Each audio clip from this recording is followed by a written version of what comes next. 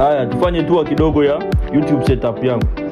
Hii ni mic ambayo natumia kurekodia, professional kabisa. Mic hapa nimechukua kama 2,500 China. Kikuu ni agiza hapa. Alafu hii ndio kompyuta yangu ya kueditia. Kompyuta kwa ajili ya editing.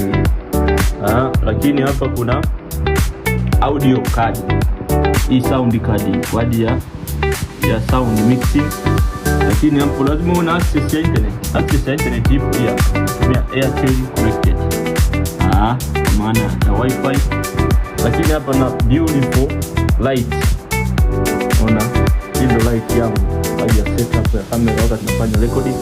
Lazima upate production nzuri, quality picture. Kwa lazima uwe na light setup. Kwa hiyo ndio setup yangu iko kama hivi inaonekana. Kwa kwenye mfumo kama huu. Tangu hapo webcam camera hii hapa. Na kenyewe nikaagiza China kadogo, lakini quality yake sio poa. Bado kuna kitu sijaanza kutumia kwa sababu kuna support moja sijapata, nimeagiza. Kwa ndio setup yangu hapo kwa ufupi.